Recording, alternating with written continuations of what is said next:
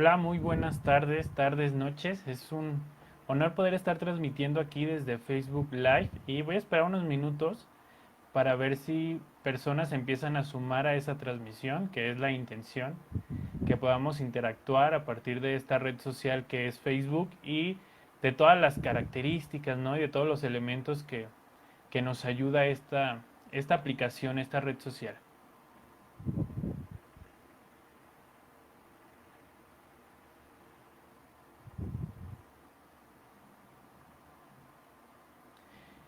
Y bueno, veo que ya hay personas que están conectándose.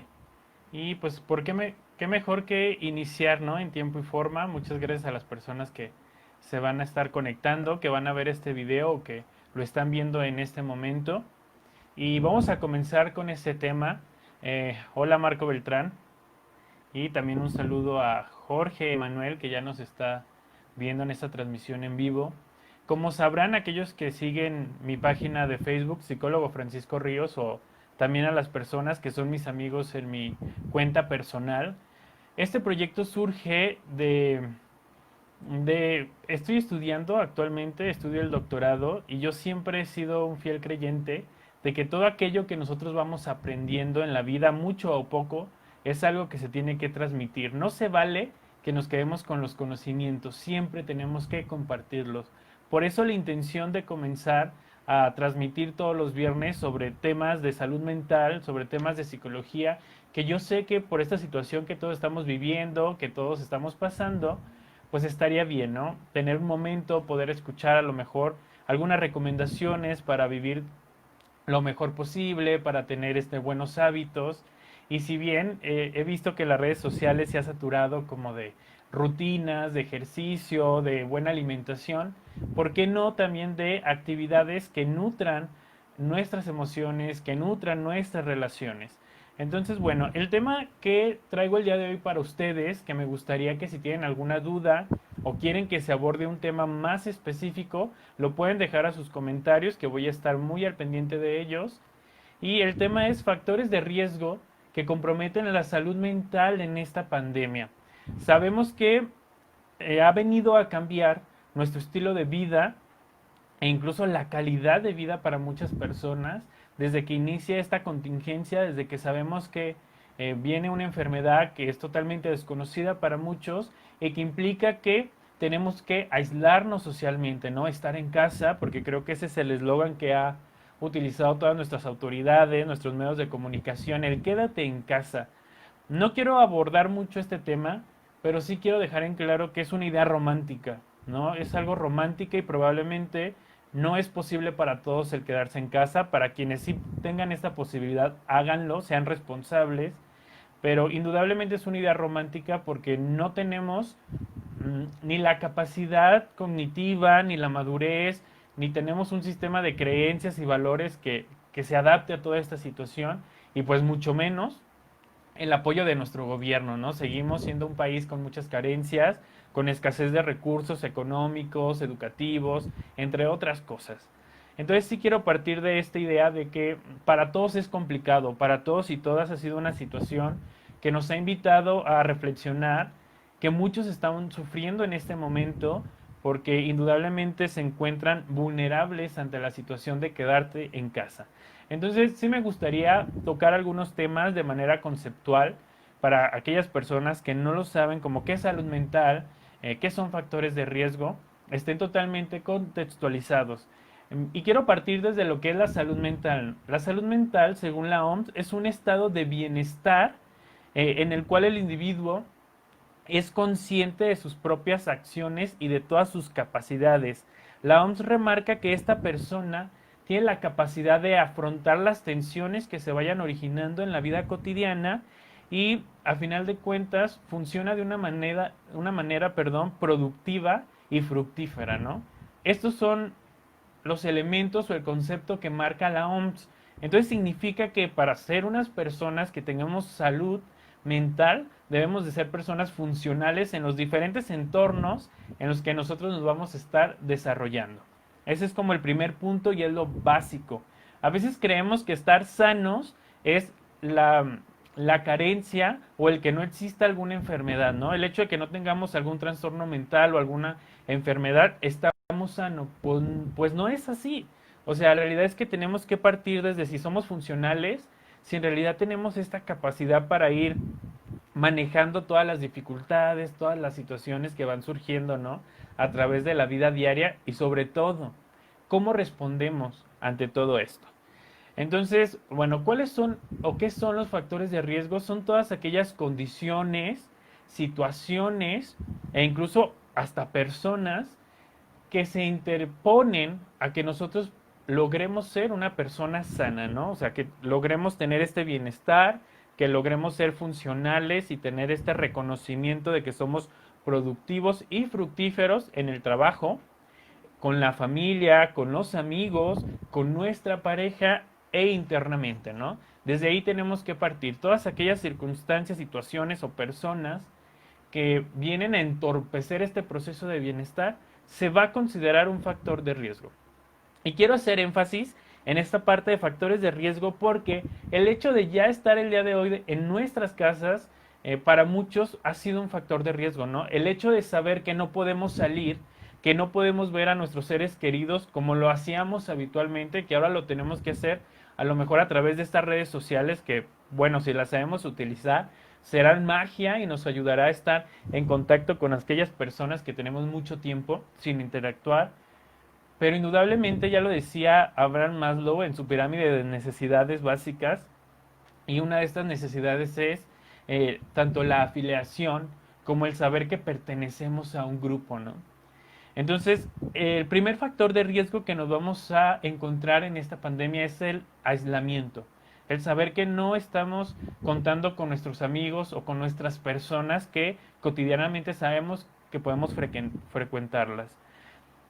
Nuestra rutina va cambiando y para muchos cambia significativamente porque implica dejar de trabajar para muchos, para otros migrar al famoso home office, ¿no? Y creo que hablar del home office, pues sería incluso tener otra sesión y algo enfocado solamente a lo que es el home office, porque justamente cuando estaba preparando esta pequeña charla con ustedes, me encontré con un artículo de una psicóloga mexicana que decía una frase que se las quiero compartir.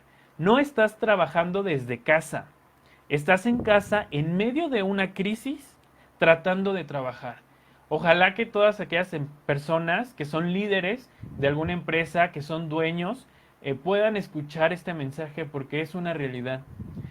No estamos en casa y no tenemos todo el tiempo del mundo para atender estas indicaciones, ¿no? De trabajo. Muchos son padres, son madres, son cuidadores y esto implica que su tiempo se tiene que partir, ¿no? Que tienen que cumplir con las exigencias del trabajo que indudablemente para muchos puede incrementar, para algunos puede disminuir, pero no es que tengamos la comodidad de trabajar en casa, al contrario, estamos viviendo una crisis y aparte tenemos que prestar atención al trabajo, ¿no? Y si fuéramos capaces de entender esto, aquellas personas que llevan el liderazgo o que son directivos en alguna empresa, pues es importante generar conciencia sobre las acciones y sobre cómo estamos generando estas indicaciones para mejorar o no mejorar en nuestro trabajo. Entonces, este sería el primer factor de riesgo, que es el famoso home office, que la realidad es una gran desventaja porque no estamos preparados. No tenemos una cultura adecuada para este trabajo. Si bien vemos que hay otros países que ya lo han hecho, que incluso reclutan ya personas que se dediquen a hacer, perdón, home office, México aún no lo está. Y es sí por nuestra cultura, sí por nuestro gobierno, pero también por nuestra educación.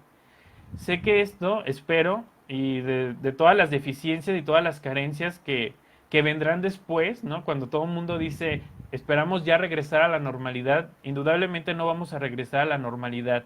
El otro día que hacía una tarea del doctorado, estaba leyendo un artículo de la OMS del 2004, en donde hacía un pronóstico bastante acertado, y este pronóstico era que en el 2020 iba a haber el mayor número de pacientes o personas que padecieran de depresión, ¿no? Imagínense, o sea, ya lo sabían de una manera estadística, después de tantos estudios, se venía a venir que iba a haber una situación que iba a generar esta circunstancia. Entonces, bueno, ¿cuáles son algunos riesgos, unos riesgos o factores de riesgos sociales que nos vamos a enfrentar? Indudablemente son las noticias falsas, ¿no? Las famosas fake news que le ponemos ahorita este título. ¿Y por qué? Porque nos va a generar incertidumbre. No sé si han escuchado el término de infoxicación. Infoxicación tiene que ver con saturarnos de información a través de las redes sociales, a través del internet, y no saber cuál de estas informaciones en realidad es verídica, es correcta. Entonces partimos desde ahí, de que las personas nos preocupamos, las personas que sí estamos vulnerables ante alguna situación, nos genera mucha ansiedad, nos genera mucha preocupación. El ver el índice de contagios, ¿no? De todos los días que aumenta, cuántos fallecidos hay. O sea, ver todas las estadísticas, claro que nos va a preocupar, y más si somos una de las personas vulnerables, ¿no? Sabemos que, hablando de riesgos físicos, pues las personas que sufren mayor o que tienen mayor probabilidad de enfermarse y de padecer esto, pues son aquellas que tienen enfermedades crónico-degenerativos o que su sistema inmunológico no funciona de la manera correcta o que ha disminuido este sistema. Entonces, bueno, partimos desde esta parte de la inquietud y de la incertidumbre. Sí me gustaría que si alguno de ustedes tiene alguna duda o les gustaría que abordemos algún tema en específico, por favor me lo pongan en los comentarios. Un saludo para Fátima Beltrán, que me está escuchando y me está viendo, para Miguel Guzmán, y un saludo también para mi amigo Abraham Gómez. Y bueno, hay un tema que sí me gustaría mencionar, y además de mencionarlo me gustaría darles algunas estrategias o algunas herramientas. Hoy por hoy vivir en casa, estar con tus familiares, para muchos puede ser un beneficio, pero para otros tantos viene a complicar la situación familiar, ¿no? Pensemos, no todos tenemos las ventajas ni tenemos este acceso a estar cómodos en casa. La realidad es que en México la mayoría de las personas somos de un estatus socioeconómico medio bajo. Hay muchísima pobreza en México y esa es una realidad, ¿no? Y la acompañan otras deficiencias, entre ellas el rezago educativo que puede haber en algunas zonas, que indudablemente va a afectar en la manera de relacionarnos. Uno de los factores de riesgo a los que nos vamos a enfrentar es a la violencia doméstica, a la violencia de pareja, a la violencia de género, que es algo que es real y que estamos viviendo todos. Y aquellos que han podido seguir el hilo a estas noticias sobre los feminicidios, pues sigue habiendo, ¿no? Porque hoy por hoy estas personas las han obligado a estar en casa con aquella persona que violenta, aquella persona que maltrata o incluso aquella persona que asesina. Entonces, claro que es preocupante, y por eso desde un principio les decía, no podemos romantizar esta idea de quédate en casa, ¿no? Pero bueno, yo sé que cada quien tiene como una perspectiva de esto. Y bueno, sí me gustaría trabajar esta parte familiar, que los que me conocen pues saben que es lo que más me apasiona y me motiva, debido a que es una de mis especialidades, la terapia familiar sistémica. Y pues algunas desventajas y factores de riesgo que podemos tener hoy en casa es el que no estamos acostumbrados justamente a relacionarnos 24/7 con nuestra pareja, con nuestros hijos, con nuestros padres, con nuestros abuelos, o incluso con algunas otras familias que viven en nuestra misma casa, ¿no? Entonces se vuelve muy compleja la relación, empieza a haber estrés, empieza a haber frustración. Entonces es importante que nos enseñen, ¿no? Cómo aprender a relacionarnos, cómo le hacemos si, por ejemplo, desde que yo me casé con esta persona, con quien comparto mi vida, pues he tenido una rutina de voy al trabajo todo el día y solamente lo veo o la veo en las noches. Y ahora, desde que amanece, trabajamos juntos, cuidamos a los hijos juntos, todo lo hacemos juntos, ¿no? ¿Cómo interactuar? Muchos dirán, es difícil, es complicado, claro que lo es, ¿no? También es complicado tener que atender las necesidades de los hijos, porque el quédate en casa es, no puedes dejar de ser padre o madre, no puedes dejar de ser pareja, y mucho menos no puedes dejar de ser de atender a tus hijos y las necesidades y exigencias que las escuelas hoy les están pidiendo. Entonces, desde esta perspectiva, me gustaría hacer algunas recomendaciones sobre tareas que a veces yo trabajo con mis pacientes en consulta, y que justamente la función es esa, ¿no? Mejorar las dinámicas familiares que se van dando. Indudablemente es importante primero generar conciencia y ver en qué situación estamos, ¿no? Si solamente vivimos con nuestra pareja, pues es momento de preguntarnos cuál es la raíz de nuestros conflictos, ¿no? Si estábamos acostumbrados a tener una rutina de trabajo, casa, y ahora ya no la tenemos, solamente es casa y pareja todo el tiempo, entonces se están reencontrando. Y ante este reencuentro es importante que lo hagamos de la mejor forma posible. Alguna vez tuve la oportunidad de trabajar con un paciente, una situación que para ella era muy complicada de entender, ¿no? Y decía, es que siempre que yo llego de trabajar, mi esposo está en la cama, está viendo la televisión y yo llego y pues quiero que me cuente cómo le fue, ¿no? Porque pues yo me dedico al hogar nada más. Entonces, pues yo sí tengo la necesidad de hablar con alguien, ya que no tengo la oportunidad de salir y trabajar y interactuar con personas. Entonces ella me decía muy molesta, ¿no? Es que siempre me dice, déjame ver la tele, o después platicamos, o se nota que está molesto ante esta situación. Entonces le puse una tarea, porque cuando trabajamos en terapia, algunos terapeutas dejamos tareas, ¿no? En este caso, desde el enfoque sistémico hay dos tipos de tarea, la tarea directa y la tarea paradójica. Y la tarea directa es aquella que tal cual son indicaciones para que la persona realice un cambio, ya sea a nivel cognitivo, o sea, que genere conciencia de la situación, o si bien que genere algún cambio emocional o conductual, que a final de cuentas la va a llevar a darse cuenta y que a ella y que esa persona pueda ver hacia dónde tiene que encaminar estos cambios, ¿no? Entonces, de esta situación que yo les platicaba, la tarea fue muy concisa y muy concreta, ¿no? A partir de ahora tú vas a llegar a tu casa, vas a ver a tu esposo y solamente te vas a acostar. Te vas a acostar siempre la abrazada y entonces disfruta del abrazo que te da, disfruta que están viendo televisión, disfrutan que están compartiendo un momento y hasta ahí, ¿no? Quédate con eso. La vuelvo a ver dentro de 15 días y me dice, esto fue magia. Y yo, ¿por qué fue magia? Y me dice, él estaba tan acostumbrado a que yo llegara y le preguntara cómo le fue, qué hizo en su trabajo y yo contarle las anécdotas de mi día, ¿no?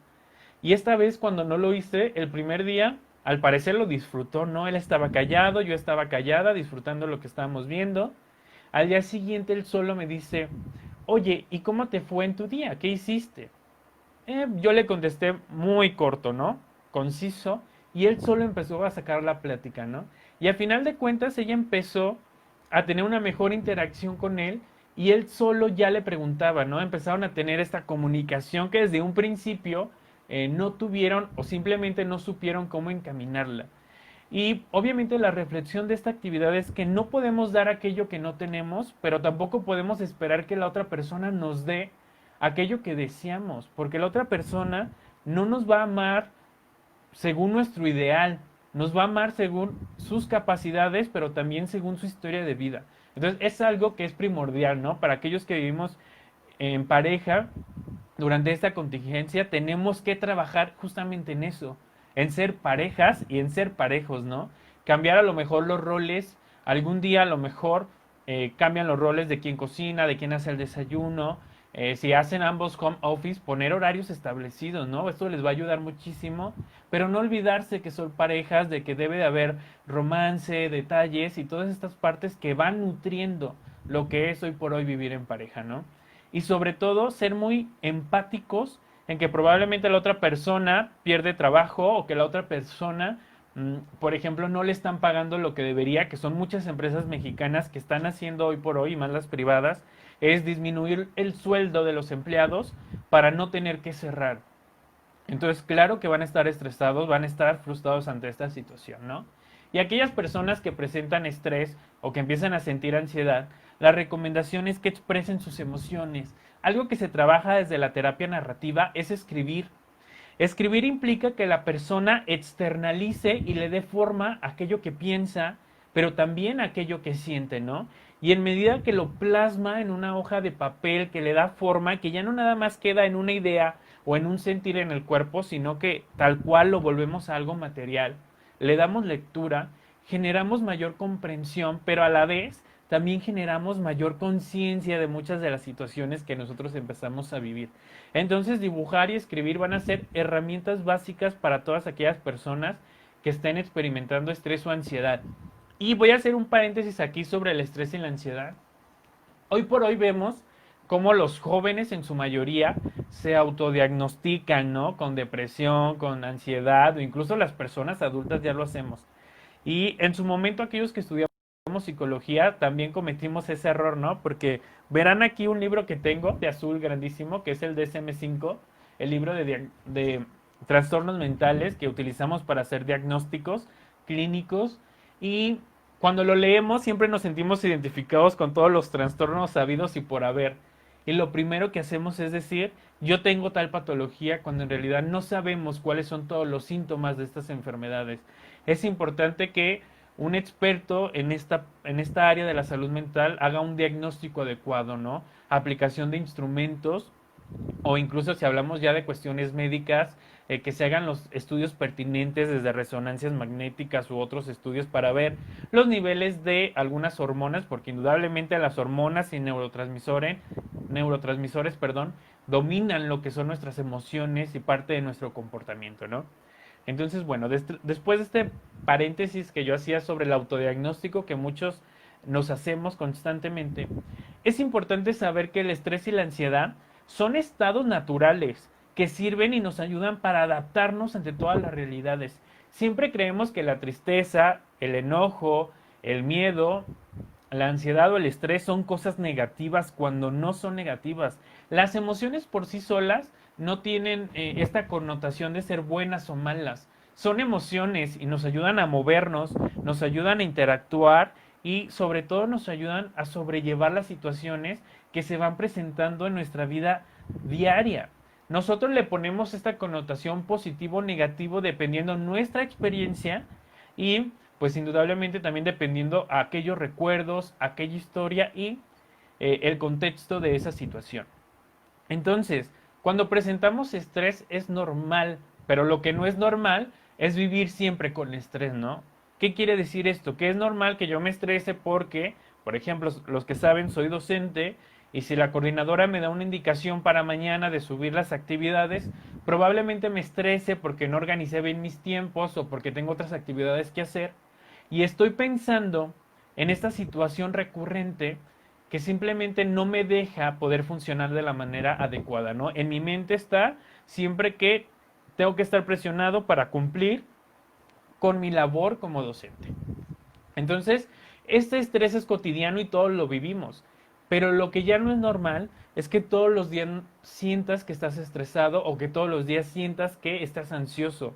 Y lo que menos es normal es que este estrés, esta ansiedad o esta tristeza te impida ser funcional, te impida tomar decisiones o te impida sobrellevar las situaciones que se van a ir presentando en tu vida diaria, ¿no? Eso es lo que ya no es normal y probablemente ahí tenemos que detenernos y preguntarnos qué estamos haciendo mal, ¿no? Entonces, además de expresar tus emociones, algunas cosas que te pueden ayudar es la parte de la respiración, aunque ustedes no lo crean. Si ustedes ven a una persona que está enojada, que está estresada, que está triste, cambia la respiración. No respira de forma adecuada, por lo tanto, el cerebro no se oxigena de manera adecuada. Entonces, es muy importante que respiremos porque el respirar de manera adecuada, o sea, que se infle esta parte de nuestro, lo que le llamamos como boca del estómago, el diafragma, ¿no? La manera correcta de respirar es poner nuestra mano aquí y cuando nosotros inhalamos, nuestra mano se tiene que mover, ¿no? O sea, se tiene que subir. No es que cuando respiremos subamos los hombros, porque pues los pulmones no tienen que ver con esta parte del cuerpo. Entonces, bueno, respirar adecuadamente le va a emitir un mensaje al cerebro que es, hey, no tienes por qué estar alerta, no pasa nada, ¿no? Y entonces nuestros niveles de estrés o de ansiedad van a bajar, ¿no? Van a disminuir y entonces nuestro juicio se va a dejar de nublar, ¿no? Como lo decimos cotidianamente. Entonces, bueno, estas son algunas estrategias que podemos utilizar. Otra de ellas, por ejemplo, es el ensayo mental, ¿no? Ante pueden investigarlo, el síndrome del pensamiento acelerado, ¿no? Que también es parte de la ansiedad. Y la técnica del ensayo mental es justamente ensayar ante situaciones complicadas o complejas que nos vamos a presentar en algún momento. El ensayo mental consiste en que pensemos en un futuro agradable o en cómo nosotros vamos a solucionar ese problema con un resultado bueno. No significa hacernos ideales, significa prepararnos para cualquier cosa que se pueda presentar, ¿no? Y entonces en medida en que nosotros nos preparamos mentalmente, nuestro rendimiento va a ser mejor. Otra de ellas es la detección del pensamiento, porque justamente el vivir en ansiedad o estar ansioso es que nuestro pensamiento va más allá, ¿no? De lo que nosotros pudiéramos procesar. Aquellos que ni siquiera pueden conciliar el sueño por solo pensar en ese problema, ¿no? Y aún así pueden dormir a lo mejor 8 horas, pero sienten que no descansan porque en realidad su cerebro no está descansando. ¿Cuál es la recomendación ante esto? La detección del pensamiento es decirte a ti mismo basta, ¿no? Basta de pensar de esta manera negativa y traer a tu mente recuerdos agradables, pensamientos agradables. Yo les recomiendo que esto vaya ligado a lo que es la relajación a través de la respiración, poner música agradable, de preferencia música que nos ayude a que nuestro ritmo cardíaco no aumente, ¿no? Porque a veces ponemos música que nos agita y pues indudablemente no vamos a lograr este nivel de conciencia o de relajación. Entonces sí es poner aquella música, tener a lo mejor un lugar privado en donde puedas estar contigo mismo y poder practicar esta parte, ¿no? Que nos pudiera ayudar bastante para disminuir estos niveles de ansiedad. Otro de los factores de riesgo muy habituales con los que nos vamos a enfrentar en casa es no tener una relación sana. No tener, una relación sana con aquellas personas que nos rodean. Y lo que yo les voy a recomendar ante esto, hay una tarea que a veces dejo con mis pacientes cuando tienen conflictos con las relaciones y le llamamos caja de caricias, ¿no? Esta caja de caricias consiste en que van a adornar una caja, ¿sí? Le van a poner lo que ustedes quieran, que sea como algo muy particular de la familia, y la van a poner en la sala, en un lugar que todo el mundo pueda ver, y junto a esa caja, no sé, vamos a poner papelitos, ¿no? Como estas post-it, y la indicación es para toda la familia. Vamos a poner un momento agradable que vivimos el día de hoy con cualquier integrante o vamos a dar las gracias por alguna situación que vivimos, ¿no? Y al final de la semana vamos a sacar todos los papelitos y los vamos a leer, ¿no? Para ver de qué nos agradecemos entre nosotros. Y lo que pasa es que nuestra cultura mexicana no se nos educa en emociones. De hecho, podemos ser catalogados como analfabetas emocionales, porque carecemos de esta inteligencia emocional que hoy por hoy sabemos que es una de las mayores ventajas y competencias que se pide tanto en el ámbito laboral como educativo y que no tenemos porque no se nos enseña en casa y pues mucho menos en las escuelas, ¿no? Son muy pocos planes de estudios que sí integran competencias blandas y en específico inteligencia emocional. Entonces, bueno, esta sería una tarea que nos puede ayudar, número uno, a reconocer que las otras personas hacen cosas por nosotros y que a veces para nosotros es algo totalmente rutinario, ¿no? El que mi mamá diario me cocine o el que yo le tenga que cocinar a mi pareja o que mi papá tenga que hacer tal cosa, para mí ya es rutina. Pero hoy que vivimos en casa, hoy que vivimos situaciones complicadas, que estamos estresados, que tenemos incertidumbre o frustración, el, el escuchar un gracias de aquellas personas que son importantes para nosotros tendría mucho valor, tiene mucho valor. Entonces, bueno, esto es algo que pueden implementar. Otra de las tareas que también pudieran hacer, que les puede funcionar, trabajar desde su casa y son para todos aquellos que viven en familia, ¿no? Mamá, papás e hijos, o incluso también las parejas lo pueden hacer. Es un juego que también pongo cuando atiendo familias y se llama el trivial de la familia. ¿En qué consiste esto? Tú vas a poner notas, ¿no? Pueden ser tarjetas o hojas de colores en donde vas a agregar preguntas sobre ti, preguntas que tú consideres que las otras personas no saben. Por ejemplo, ¿qué deporte practicaba de joven? Perdón, ¿cuál es mi actor favorito? ¿Cuál es mi película favorita? ¿Mi comida favorita? ¿Cuál es esa balada, no? Que escuché la primera vez que conocí a mamá, que conocí a papá, o esa, no sé, algunas preguntas, interrogantes que tú creas que no todos saben. ¿Y cuál va a ser lo interesante? Que estas notas, cada integrante de la familia va a tener un color diferente. Las va a poner alrededor de la casa. Y la idea es que todos los miembros las vean y traten de darle respuesta, ¿no? Y al final, o sea, ya que termine el día en la noche, compartir, ¿no? Por ejemplo, si a mí me tocó la de mi papá y mi papá me decía que qué deporte practicaba en su juventud, a lo mejor yo investigar, ¿no? En el álbum de fotos, preguntarle a lo mejor a la abuela, a la tía, pero ¿cuál va a ser lo divertido de esto? Que a final de cuentas vamos a fomentar la comunicación y el conocimiento de padres a hijos, de hijos a padres e incluso entre la misma pareja, ¿no? Entonces esta es otra de las tareas que es como muy habitual y que nos ayuda a fomentar la buena relación en lo que es en la familia. Mm. El día de hoy justamente cuando estaba en la hora de la comida estaba compartiendo con mis papás y estábamos viendo un video bastante chusco, ¿no? De una comediante y hacía alusión a toda esta parte de las clases en línea. Sin duda las clases en línea para todos, tanto docentes como alumnos, ha sido un reto porque no estábamos preparados.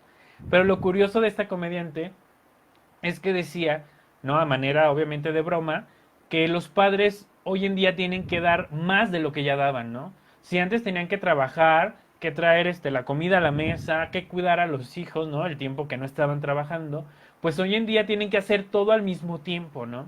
Porque es poner al niño a hacer tarea, estar al pendiente de ellos, darles todos sus alimentos y aparte estar pendiente del trabajo. Entonces, bueno, tienen que ser multiusos. ¿Y qué es lo recomendable ante esta situación? Porque sí va a ser un factor de riesgo y más para aquellas madres de familia, aquellos padres que se dedican no solamente al trabajo, sino también a interactuar con toda su familia, que tienen hijos pequeños o hijos que necesitan ayuda, van a sentir indudablemente que no les alcanza el día, que incluso tienen más trabajo que si fueran a su lugar laboral, ¿no? Y entonces ante esto es importante que establezcan un horario, que tengan a lo mejor una rutina muy bien estructurada, pero sobre todo que haya un intercambio de roles, ¿no? En donde a lo mejor hoy el hijo más grande que ya puede hacer el desayuno, ¿no? A lo mejor ya tiene 12, 13 años y ya sin problema puede servir el cereal, puede a lo mejor hacer rápido unas quesadillas, ¿no? O sea, obviamente bajo el monitoreo de los padres, a lo mejor que el día de hoy él se dedique a eso mientras los padres hacen otra cosa. Esto también se trabaja desde la terapia familiar y es el cambio de roles. Y nos va a servir de muchísimo porque vamos a entender a la otra persona. Muchas veces como padres no logramos entender a los hijos adolescentes, pero también a veces ni siquiera entendemos a nuestra pareja. Y cambiar esa rutina, cambiar esos roles en los labores de la casa, pues implicará que tengamos mayor nivel de conciencia de lo que los integrantes de nuestra familia viven hoy en esta cuarentena, ¿no? En esta contingencia. Bueno, espero que vayamos bien hasta aquí. Vuelvo a repetir, si alguno de ustedes tienen alguna incertidumbre, mmm, veo por aquí, Jorge Emanuel nos menciona, eso es muy cierto, tengo varios clientes en mi trabajo que se autodiagnostican depresión, pero solo lo confunden con la tristeza que sienten en algunos momentos de su vida. Efectivamente, Jorge, como ya lo mencionaba, tristemente a veces generamos estos autodiagnósticos, pero recuerden que la etiqueta trae consigo un gran peso, ¿no? El hecho de decir yo vivo en depresión, yo vivo con ansiedad, o con lo que para nosotros en ese momento es. Y ojo, no estoy aquí desvirtuando lo que las personas están sintiendo. Yo soy fiel creyente y siempre cuando con mis alumnos, con mis pacientes, siempre trato de generar este nivel de conciencia que no debemos desmeritar lo que la otra persona está sintiendo. O sea, si esa persona cree que está depresiva, hay que escucharlo, ¿no? Y hay que saber cuál es esa necesidad, por qué cree que está viviendo depresión. Y si tenemos la capacidad para ayudar, lo hacemos y si no, derivamos, ¿no? Pero es importante que ayudemos a reconocer cuando sí tengo una tristeza extrema, cuando sí estoy triste porque a lo mejor tuve una pérdida y demás, y cuando en realidad tengo trastorno depresivo, ¿no? Trastorno de depresión mayor, depresión crónica o incluso hasta distimia. Ojo, para esto necesitamos un diagnóstico y es algo fundamental. Y el psicólogo puede hacer este diagnóstico, sin embargo, siempre tendremos que derivar con el psiquiatra, con el neurólogo, ¿no? Dependiendo la situación. Porque si bien nosotros a través de los instrumentos clínicos o los psicométricos que conocemos, nos dan estos rasgos de personalidades para poder hacer un diagnóstico. Sin embargo, aquí vamos a detectar cuántas características de un trastorno tiene y ya con base en esto nuestro criterio es decir, tiene tantas características de tal trastorno, no sé, límite de la personalidad, bipolar, etcétera, y forzosamente tenemos que derivar. O sea, no recuerden que eso es un trabajo multidisciplinario. No, el psicólogo no puede atender solo a una persona que está padeciendo algún trastorno mental. Es fundamental el apoyo multidisciplinario con el psiquiatra, con el neurólogo o con algún médico especialista en este campo, ¿va? Y nos menciona también Jorge que hay varios estudiantes que por alguna situación, por ejemplo, lo que ahorita estamos viviendo, se autodiagnostican ansiedad. Y considero que ha de ser por la situación, ya que no estamos acostumbrados. Sin embargo, no minimizo sus problemas. Al contrario, los escucho y estoy para ello. Sí, Jorge, la realidad es que no hay que minimizar nada, ¿no? Y yo te decía este comentario por el hecho de que tenemos que saber de dónde surge la idea de que la persona considera que tiene esta patología o que está presentando eso. Recuerden lo que les dije al principio, ¿no? No existen emociones malas hasta que nos imposibiliten o nos quiten la facultad para hacer las cosas. Ahí sí ya estamos hablando de un problema. Pero pues la ansiedad y el estrés es algo que nos ayuda, ¿no? A adaptarnos a nuevas cosas. Solamente es importante buscar estrategias para poder canalizar todo eso. Porque si bien a lo mejor tú dices, bueno, ya me desestresé, ¿no? A lo mejor medité, a lo mejor me distraje y ya no estoy pensando en eso. Pero recuerda que el cuerpo también tiene memoria y el cuerpo también siente, entonces las emociones las seguimos cargando. Entonces es importante que también a través del cuerpo saquemos esta carga enérgica que nos dan las emociones, ¿no? El sentirte ansioso, sentir a lo mejor esa opresión en el pecho, ¿no? Que le llamamos angustia, o el sentir este estrés, ¿no? Y sentimos aquí en los hombros o en donde se manifieste tu cuerpo, es importante que practiquemos, por ejemplo, algún deporte, que te encierres en tu cuarto, que pongas música que te gusta y que bailes, ¿no? Aunque estés tú solo en tu cuarto, pero eso implicará que esta carga enérgica que nos dan las emociones, nosotros las vamos a sacar de nuestro cuerpo, no nada más a nivel cognitivo, o sea, no nada más de nuestra mente, sino también las sacamos de todo nuestro cuerpo, ¿sí? Y bueno, retomando esta parte de los diagnósticos, ¿no? Que mencionábamos, es importante que sí se trabaje, que sí se canalice. Y les mencionaba, a veces el decir yo vivo con ansiedad, el yo vivo con estrés, es una etiqueta muy pesada que a veces se nos da de manera inconsciente, ¿no? Porque a veces nuestros papás son los que nos introyectan lo que ellos están viviendo y es que mi hijo es muy nervioso, ¿no? Una frase que escuchamos habitualmente cuando en realidad la neurótica o el neurótico a veces es el padre o es la madre, pero cuando vemos que el hijo no sé, lo vemos preocupado por una situación que indudablemente nosotros hemos transmitido como padres, y es, mi hijo está nervioso, a lo mejor se siente ansiedad, siente esto, hay que cuidar esto, no hay que poner etiquetas cuando no son necesarias, ¿sí? Porque lejos de ayudar a que supere esta emoción o este sentimiento que está teniendo o este estado de estrés y ansiedad, lejos de ayudar, estamos perjudicando a estas personas, ¿no?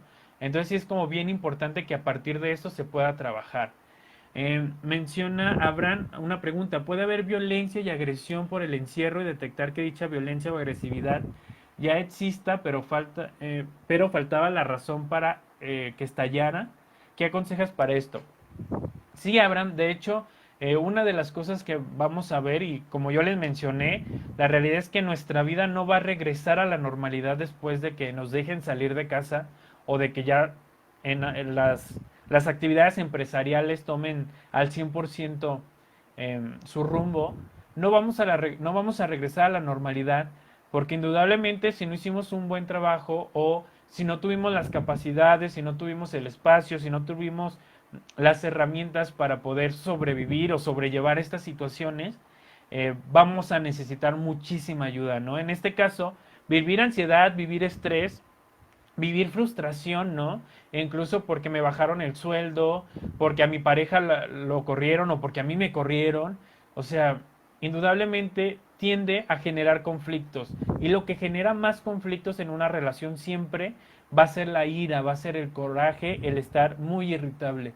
Es importante que si, por ejemplo, nuestra pareja, nuestra madre, nuestro hijo está experimentando esta crisis de violencia, si podemos, si tenemos la oportunidad, ¿no? De poner un límite, lo hagamos, Pero, por ejemplo, si es nuestra pareja, es fundamental que dejemos, ¿no? Algo que se aplica con niños es el tiempo fuera. Cuando el niño está haciendo un berrinche o está enojado y demás, obviamente no nos va a escuchar.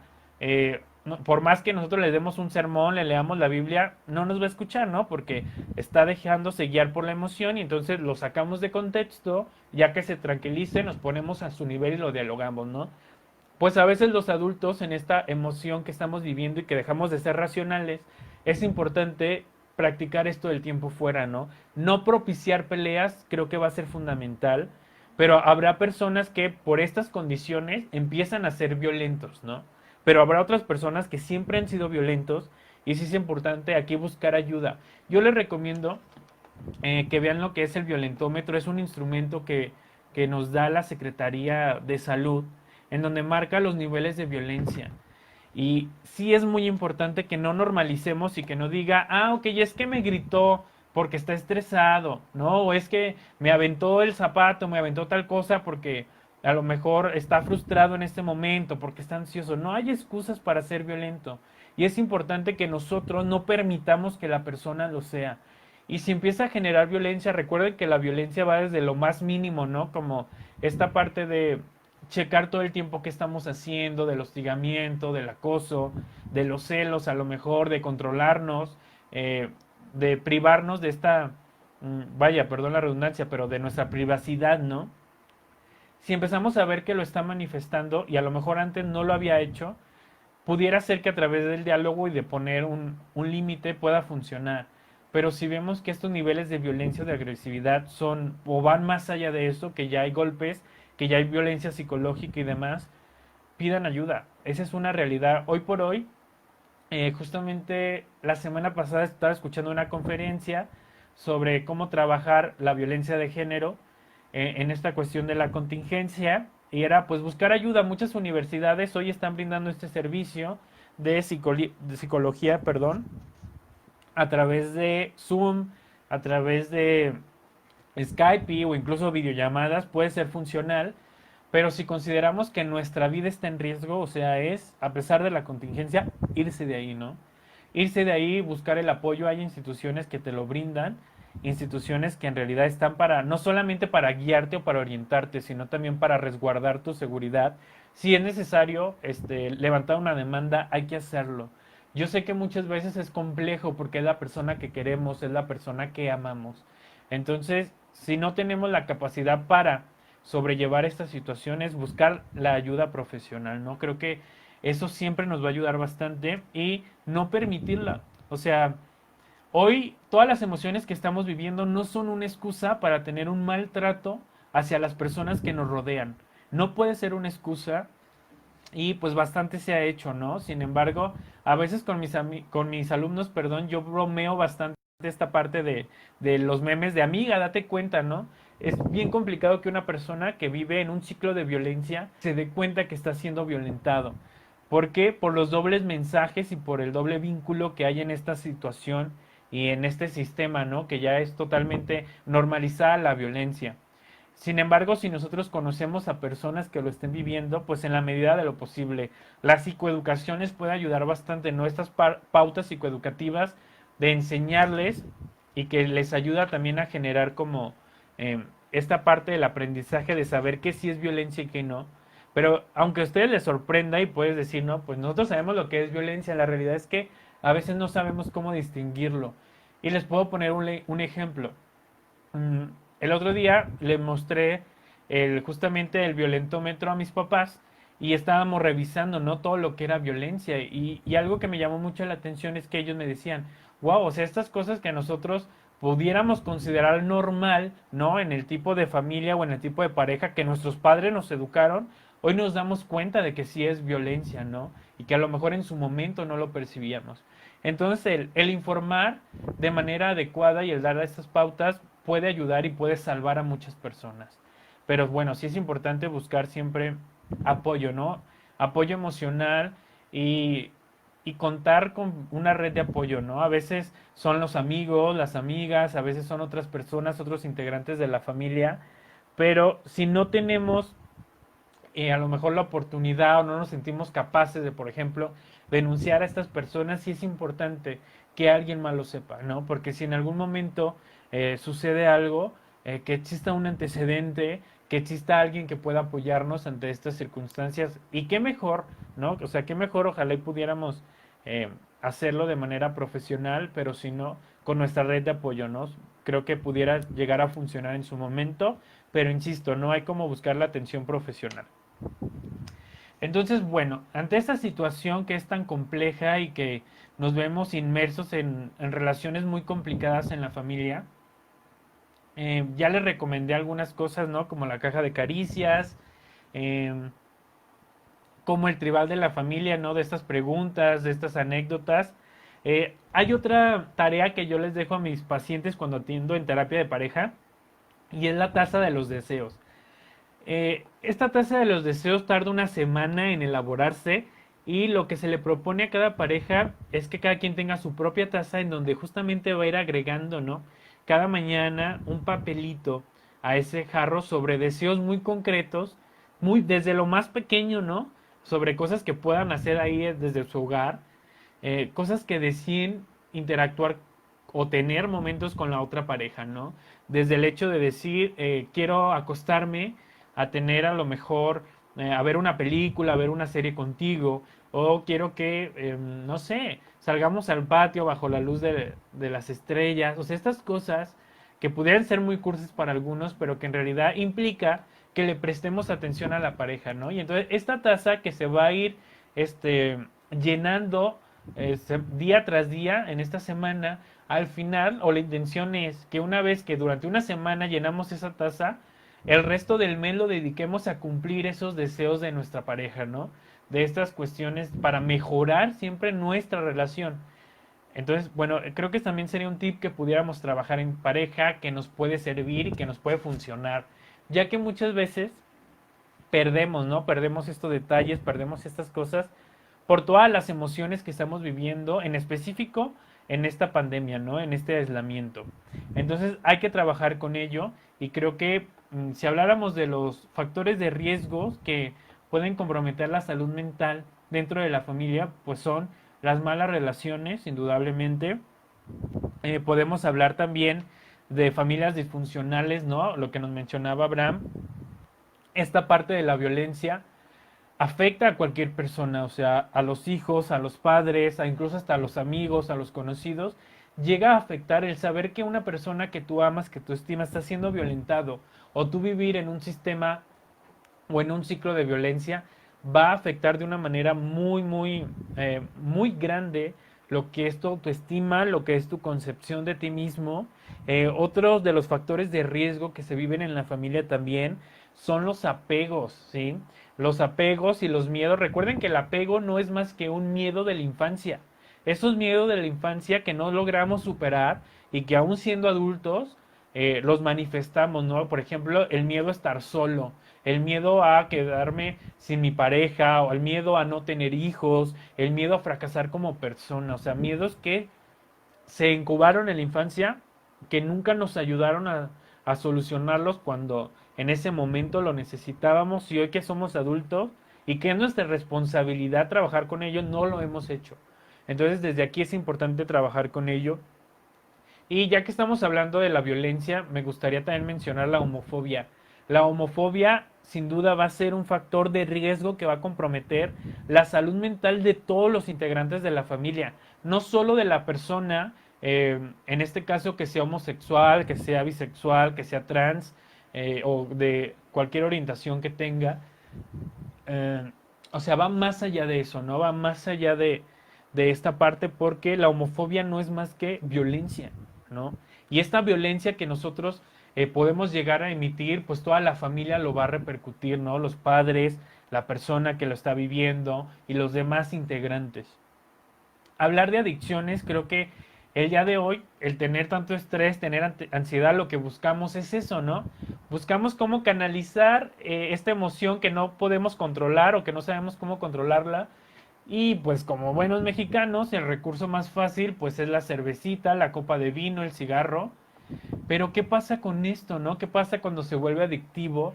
¿Y qué pasa cuando incluso llegamos a agredir, a lastimar a las personas que nos rodean?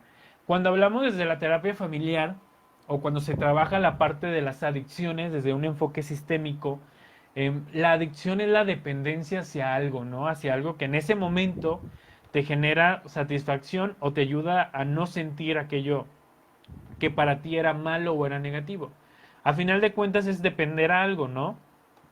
Depender de una sustancia y demás. Y si hiciéramos un poco el análisis transgeneracional, podemos identificar que esta dependencia o esta adicción se ha ido generando o se ha ido cocinando, ¿no? Generación tras generación.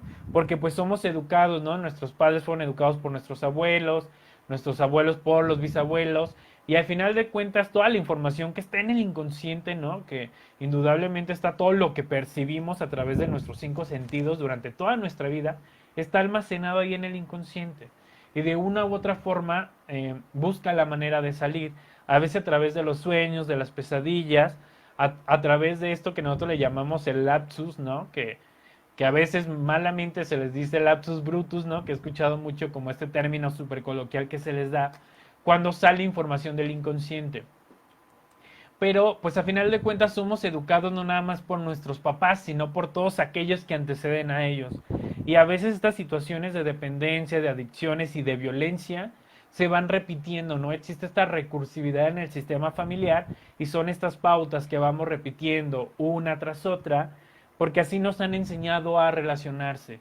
Entonces es importante detenernos y ver qué es lo que estamos haciendo, cómo yo me estoy comunicando y cómo yo me estoy relacionando, porque probablemente mis padres o la educación que recibieron de mis abuelos, bisabuelos, tatarabuelos fue de esta forma, ¿no? Relacionarme a través de las dependencias, de los miedos, de las adicciones, y pues indudablemente va a generar un estado de incertidumbre, de angustia, de violencia en todo el sistema familiar. Entonces las adicciones es algo que compromete la integridad de todo el núcleo familiar, perdón, no solamente de la persona adicta. Y sí es importante esto, ¿no? Que nos demos cuenta que sí es una adicción, porque pues indudablemente cuando nosotros somos adictos a algo es que no podemos dejar de recurrir a eso o dejar de consumir esta situación. Pero muchas veces en las familias se llega a normalizar, ¿no? Como el hecho de el bebedor social, ¿no? Aquella persona que siempre en todas las reuniones se emborracha, que siempre en todas las reuniones fuma, pero que solamente lo hace en estas situaciones. No significa que no pueda llegar a desarrollar una adicción, de hecho ya lo está haciendo. Solamente si se fijan es bajo una situación, bajo toda una estructura específica, no solamente en tal lugar, solamente con tal persona, pero lo están haciendo y ya está afectando, aunque no lo crean, ya está generando una condición incluso hasta patológica cuando llega a generar esta ingesta, ¿no? De sustancias y demás. Y bueno, otros temas, perdón, que también podemos tocar dentro de esta relación familiar que se puede dar, pues es la cuestión del tiempo. Indudablemente hoy nos vemos afectado porque el hecho de que muchos jefes consideren que estamos en casa y tenemos todo el tiempo para trabajar, pues nos cargan la mano, nos mandan mensajes a todas horas. Si mi horario de trabajo, no sé, es de 7 a 1 o de 7 a tal hora, de 9 a 10, y recibo mensajes a las 10 de la noche en horarios que ya no están dentro de mi jornada laboral. La recomendación, chicos, es que si el jefe no tiene la capacidad para entenderlo o no tiene la educación para saber que el hecho de estar en casa no significa que todo el tiempo estoy pegado a la computadora trabajando, pues hay que poner ese límite, ¿no? Así como a los niños les ponemos un límite, a los adolescentes le ponemos un límite, a veces es necesario que también comprendan estos jefes. Yo sé que a veces por miedo nos vamos a detener, pero hay que buscar la manera asertiva de poder transmitir este mensaje. Y bueno, ya para finalizar esa transmisión, que ha sido un honor para mí tener interacción con ustedes, aquellas personas que han visto este video y que yo sé que a lo mejor posterior a esto lo van a seguir viendo, sí me gustaría hacer hincapié en algo. En la semana, bueno, el Día del Maestro, unos de mis alumnos me invitaron a un programa de radio donde me hicieron una pregunta muy interesante, ¿no? Hablando en términos de salud mental, quiénes eran las personas más vulnerables, porque creo que los medios de comunicación y también todas nuestras autoridades nos han hecho énfasis en que las personas más vulnerables ante esta situación son los adultos mayores, pero además de los adultos mayores, también son estas personas que tienen algún problema, alguna enfermedad crónico degenerativo o que tenga que ver con el sistema inmunológico. Pero ellos me decían, ¿quiénes son vulnerables en esta situación de padecer o no tener salud mental? Y yo les decía, pues es que no hay discriminación, ¿no? La realidad es que si nosotros pensamos en cada etapa de la evolución, todos estamos viviendo una situación en la que va a ser necesario algo. Yo les ponía un ejemplo. Probablemente sabemos que los niños tienen un pensamiento mágico y esto nos va a ayudar porque ellos se adaptan de una mejor forma, ¿no? Pueden adaptarse a estas situaciones complicadas y son muy resilientes. Los niños tienen una gran capacidad de resiliencia, pero a pesar de eso, un niño necesita descubrir cosas, un niño necesita jugar, un niño sí necesita salir, interactuar con otros niños y un niño es curioso por sí solo, un niño investiga, un niño observa las cosas y a veces el que en nuestro sistema familiar los padres estén encasillados en el trabajo solamente o en tantas cosas, pues impide que el niño pueda desarrollar estas habilidades a través del juego, a través del descubrimiento. Y entonces desde aquí podemos hablar de que el niño también puede ser vulnerable ante alguna situación, de sentir miedo, de sentir frustración, ¿no? Incluso hoy vemos niños que tienen poca capacidad o poca tolerancia a la frustración, ¿no? Porque no se les da los medios y demás. Si habláramos de los adolescentes, bueno, estos adolescentes están en busca, ¿no? De una identidad y entonces en esta búsqueda, indudablemente el grupo de apoyo, el grupo de iguales que son los amigos, les ayuda a sentirse en sincronía, pero sobre todo les ayuda a entenderse y a encontrar una identidad y que hoy por hoy no lo puedan hacer, puede repercutir mucho también en lo que es su estilo de vida y indudablemente en su estado de ánimo. Si hablamos de los adultos, pues bueno, ¿no? Todas las responsabilidades que recaen en los adultos, las responsabilidades de la casa, las responsabilidades de los hijos, de la pareja y sobre todo si son cuidadores, ¿no? De alguna persona que padezca alguna enfermedad, de un adulto mayor, indudablemente también se incrementa todo esto, ¿no? Es como si se multiplicara todo lo que ya habían vivido antes de la pandemia. Y si hablamos, por ejemplo, de los adultos mayores, pues hoy vemos que hay adultos mayores que siguen siendo funcionales, ¿no? A su ritmo siguen haciendo todas sus cosas, siguen cocinando, siguen yendo al mercado, siguen teniendo su rutina normalmente. Y pues el hecho de que hoy se tengan que quedar en casa y que a lo mejor nadie viva con ellos, nadie no esté ahí alguien para interactuar, para jugar, para hacerlo reír, para compartir simplemente un momento, pues implicará de que exista un deterioro a pesar de la edad aún mayor, ¿no? Y que esto se magnifique. Entonces, si se fijan, pues todos somos víctimas de esta situación, pero a pesar de esto, yo sé que, y desde un principio les dije, no quiero romantizar esta idea de quedarse en casa, porque pues es una vil mentira, no todos lo podemos hacer. Hay muchas personas que hoy viven violencia, que viven en su casa con el violador, que viven en su casa con el asesino, y es bien complicado y es bien complejo y probablemente no me alcancen las palabras como para describir estas situaciones que como mexicanos nos tiene que sensibilizar y nos tiene que mover.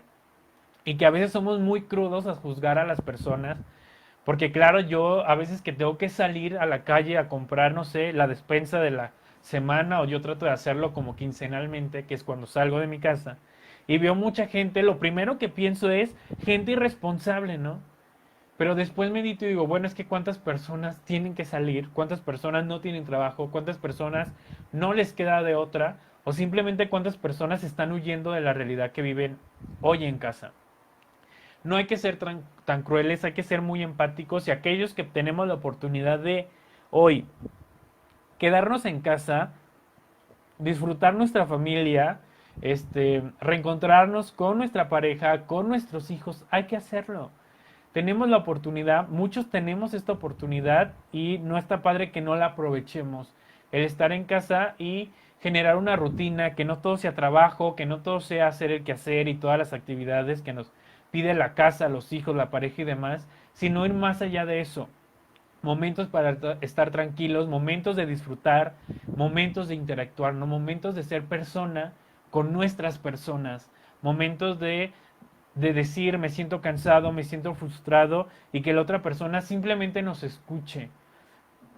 A veces muchos necesitamos o buscamos siempre como esta recomendación, ¿no? De mi amigo está viviendo tal situación, no sé qué decirle, o algún integrante de mi familia está viviendo una situación complicada, está viviendo un duelo, o está ansioso, o está experimentando probablemente depresión o algo, no puede dormir, etcétera, etcétera.